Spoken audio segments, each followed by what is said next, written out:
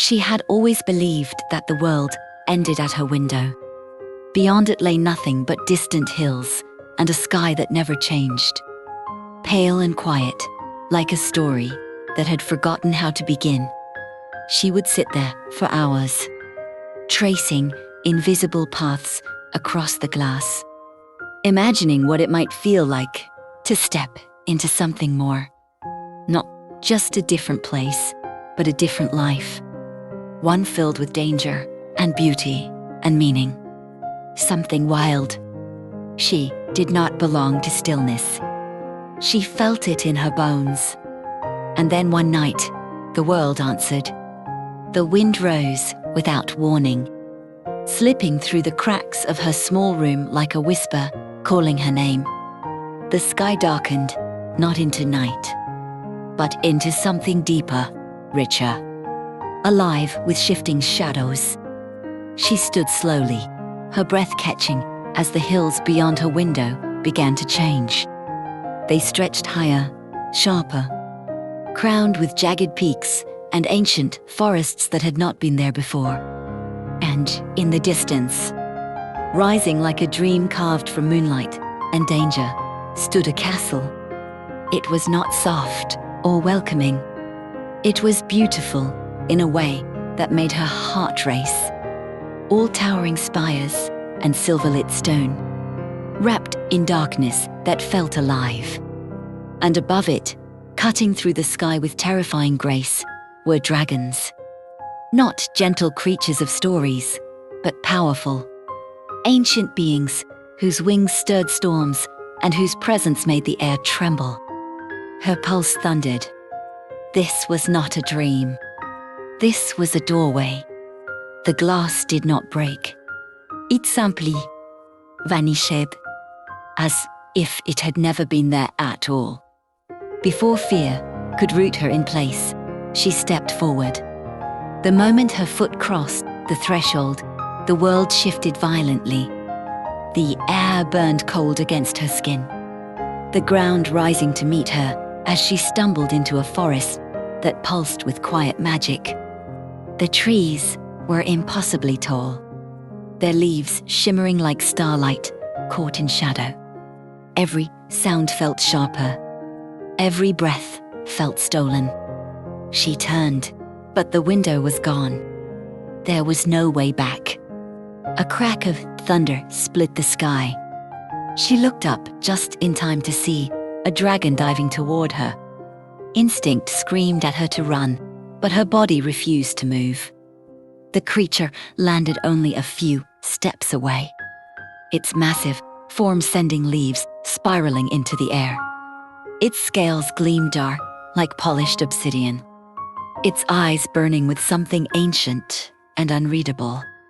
It studied her, no like près, like a question.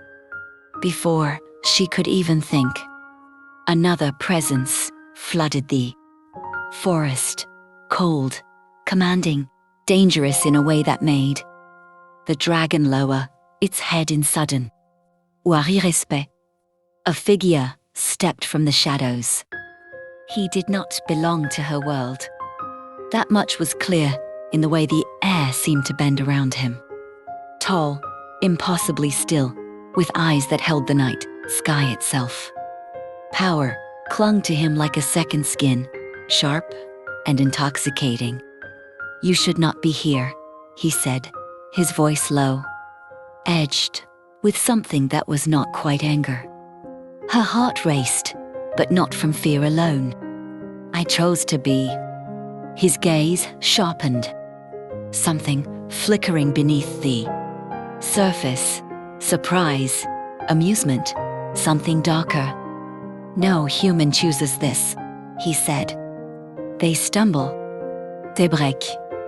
I didn't, she replied, lifting her chin despite the way her hands trembled. I was looking for something more. Silence stretched between them, thick and charged. The dragon behind Shiv's rustlings ring softly, a sifuiting. For something more, he repeated quietly, stepping closer. Do you understand what that means here?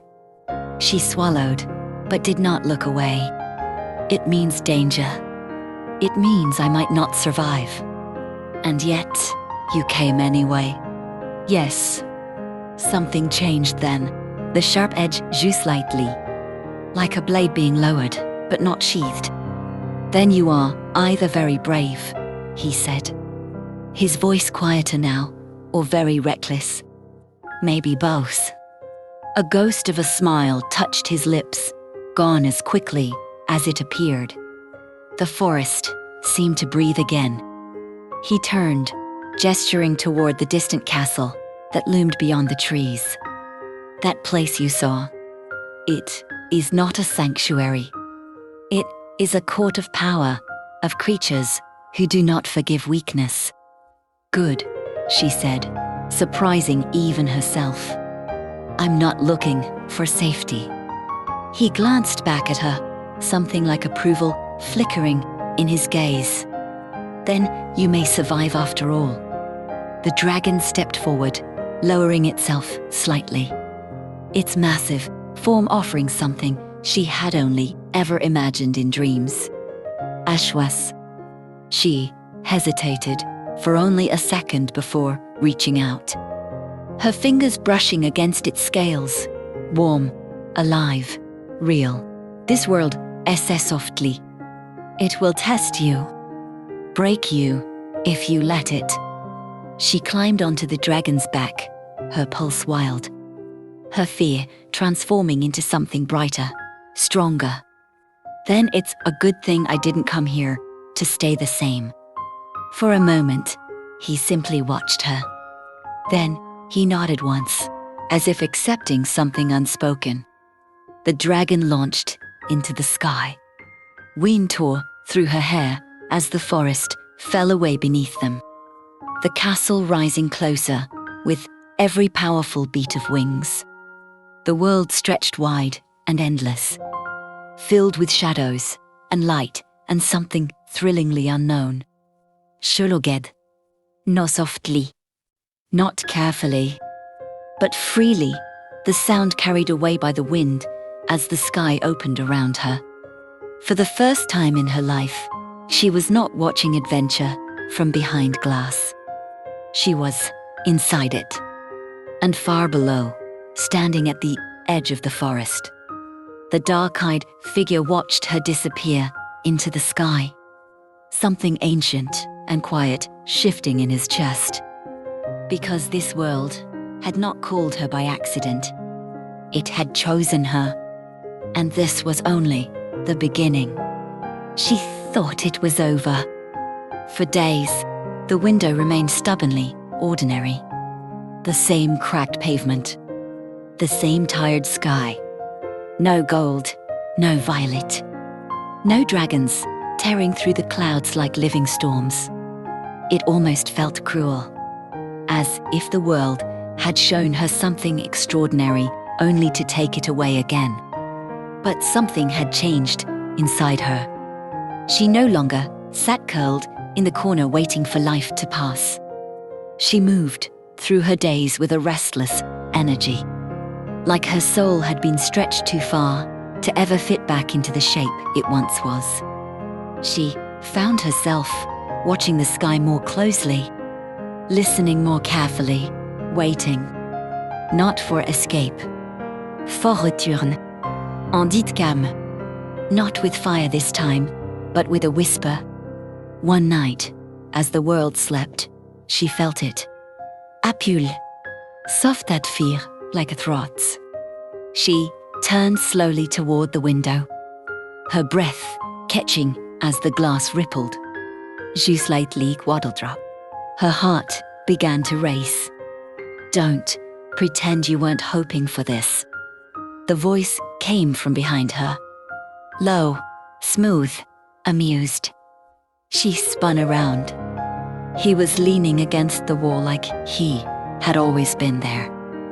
Shadows clinging to him as if they belonged. His eyes gleamed in the dim light, dark and knowing. And there was something unmistakably mischievous in the curve of his mouth. Her pulse stumbled. You. Yes, he said easily, pushing himself upright. Maître, you broke into my room. Technically, he tilted his head. Glancing at the window, your world opened a door. I simply walked through it. That is not comforting. It was not meant to be. She should have been afraid. Shawano. Instead, something sharper flickered to life inside her. Why are you here? He stepped closer, slow and deliberate, his gaze never leaving hers. Because you walked away from something most people would spend their lives chasing. That tantôt intéresse-me. I didn't walk away, she said, lifting her chin. I came back. Same difference, he murmured. There was a pause. A charged one. Then Esma, Sutnolis, come with me. Her heart skipped. You say that like I wouldn't. I say it like I want to see if you hesitate. Esash did not. Fine, she said, stepping toward him. But if this is a trick, it is, he interrupted lightly. Just not the kind you are expecting. Before she could respond, he reached for her. The moment his fingers brushed her wrist, the world unraveled. Not violently like before. This time it folded, smooth, effortless. One heartbeat, she was in her room. The next, she was standing on cold stone beneath an endless night sky. Zucastle. But different. Alive in a way it had not been before. Lights flickered in its towers. Music, distant and haunting, drifted through the air. And above it all, dragons soared, their wings catching the starlight like shards of something divine. She turned to him, breathless. You brought me back. He studied her reaction carefully. Something softer, hidden beneath his usual teasing expression. You were always going to come back. I just made it faster. She laughed under her breath. So you admit you interfere. Constantly. Arrogant. Correct. She rolled her eyes, but there was no real irritation behind it. Only a strange, growing warmth she did not quite understand. Come, he said, gesturing toward the castle.